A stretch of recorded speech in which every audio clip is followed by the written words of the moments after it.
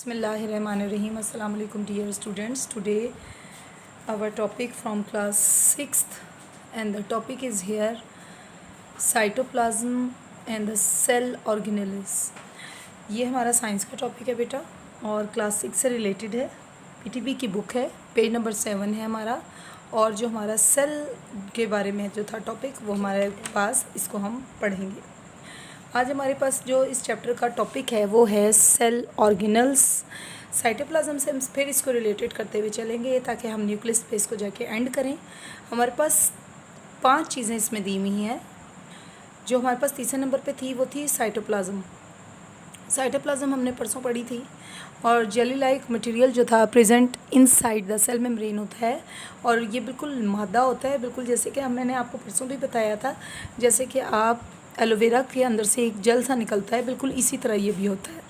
और ये हमारे पास जो है वो हमारे पास सेल मेम्ब्रेन में मौजूद होता है, इसे साइटोप्लाज्म कहते हैं। और इसका काम और इसकी फंक्शन में और इसकी केमिकल कंपोजिशन में वाटर और दूसरे केमिकल सब्सटेंसेस होते हैं। बहुत से ऑर्गेनल्स जो होते हैं हमारे पास टाइनी सेल सब स्ट्रक्चर होते हैं आर प्रेजेंट इन इट और इसके अंदर मौजूद होते हैं। Most of all the cell functions takes place in the cytoplasm. ज़्यादातर जो फंक्शंस होते हैं वो साइटोप्लाज्म में ही होते हैं। सेल ऑर्गेनल्स क्या हैं? Endoplasmic reticulum, it is the network of channel, यानी कि ये एक चैनल की तरह या एक करिंदे की तरह काम करता है।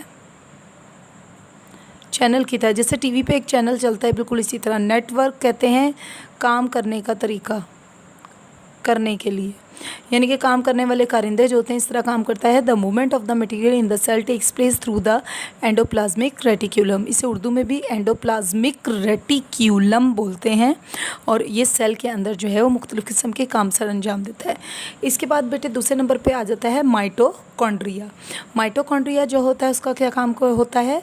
Are cell parts that provide energy to the cell, जो कि एनर्जी प्रोवाइड करता है। मेन फंक्शन क्या है? ये तवानाई मुहैया करता है। एनर्जी, तवानाई, प्रोवाइड, मुहैया करना, पहुंचाना।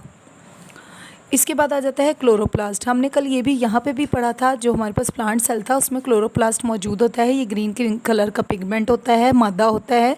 और इसका काम क्या होता है कि सूरज की रोशनी में, इसकी मौजूदगी में, पत्ते सब्ज़ तो हमें नज़र आते ही हैं, लेकिन सूरज की रोशनी में इसके अंदर जो क्लोरोप्लास्ट है वो अपने अंदर रोशनी को एब्जॉर्ब करता है, जड़ों से पानी को जज़्ब करता है और फिर फोटोसिंथेसिस का प्रोसेस होते हुए ग्लूकोज का मॉलिक्यूल पत्तों में बनाता है और जड़ों से सिरों तक इस चीज़ को पहुँचाता है।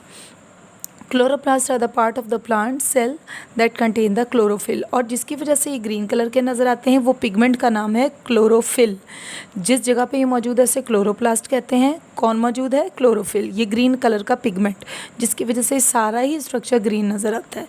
दे ट्रैप एनर्जी फ्रॉम द सन, ये पकड़ते हैं या कब्ज़े में करते हैं या उसको शिकंजे में करते हैं सूरज की रोशनी को।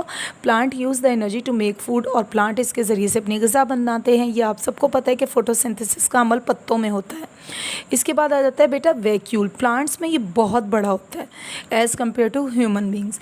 वैक्यूल्स जो होते हैं स्टोर फूड वेस्ट मटेरियल, ये जो फालतू मादे होते हैं उनको जमा करते हैं, पानी, हवा और फूड पार्टिकल्स और खाने के ज़र्रात इन प्लांट सेल्स। ये इसका फंक्शन था। In plant cells a single large vacuole is present, but in animal cells many small vacuoles are present. हमने एनिमल सेल और प्लांट सेल पिछले अपने लेक्चर में पढ़ा था, लेक्चर नंबर 3 में। और लेक्चर नंबर 4 में हम इसके दरमियान जो डिफरेंसेस हैं सेल ऑर्गेनल्स जो हैं उनको मुकम्मल तौर पर डिफ़ाइन कर रहे हैं। इनका काम क्या होता है कि प्लांट के अंदर ये बहुत बड़ी साइज़ में मौजूद होता है, जबकि एनिमल में जो होते हैं ये बहुत सारे होते हैं और स्मॉल साइज़ होते हैं। सेंट्रियोल, सेंट्री का मतलब होता है सेंटर, का मतलब है दरमियान में। सेंट्रियोल्स, 10 सेंट्रियोल्स, इसकी शेप कुछ इस तरह की होती है। 2 centrioles are present near the nucleus, nucleus के ये मरकज़े के बिल्कुल नज़दीक होते हैं एनिमल सेल में। और they play an important role in animal cell division, और ये सेल डिवीज़न में बहुत अहम या उसकी तकसीम में बहुत सेल की अहम किरदार अदा करते हैं। जी बेटा, इसके बाद हमारे पास 4 पार्ट है साइटोप्लाज्म के बाद और सेल ऑर्गेनल्स के बाद, जिन्हें हमने अच्छे तरीके से डिफ़ाइन किया है। पूरी कोशिश की है कि आपको समझ में आए। न्यूक्लियस करेंगे, जिसको हम उर्दू में मरकज़ा कहते हैं। मरकज़ है ये बेटा। The most important part of the cell is its nucleus. इसका मरकज़ा ही इसका अहम हिस्सा है। It controls all the activities of the cell. ये सेल की तमाम जो अमाल हैं उनको, अफ़आल को या अमाल को कंट्रोल करता है, उन पे काबू रखता है। देयरफॉर इसलिए nucleus is the control centre of the cell. Control यानी काबू रखने वाला इदारा है। थिन मेम्ब्रेन एक बारीक सी झिल्ली होती है। मेम्ब्रेन झिल्ली, तह जो होती है, जैसे हमारी जिल्द के ऊपर होती है बेटा, जिल्द जो है हमारे जिस्म के ऊपर, वो भी एक झिल्ली है। Called the nuclear membrane. और इसे न्यूक्लियर, क्योंकि न्यूक्लियस का जिक्र है, न्यूक्लाई का जिक्र है, इसलिए हम कहेंगे ये nuclear membrane. Surrounds the nucleus, जो कि न्यूक्लियस को ढांपे हुए या इर्द गिर्द उसके लिपटी हुई है, उसे न्यूक्लियर मेम्ब्रेन कहते हैं। Many thread like structures are called the chromosomes. Chromosomes का ये वो धागा नुमा साख्तें हैं, थ्रेड लाइक धागे जैसी, धागा नुमा साख्तें, स्ट्रक्चर्स की उर्दू है साख्त, बनावट। Are present in the nucleus. Chromosomes इस न्यूक्लियस में मौजूद होते हैं।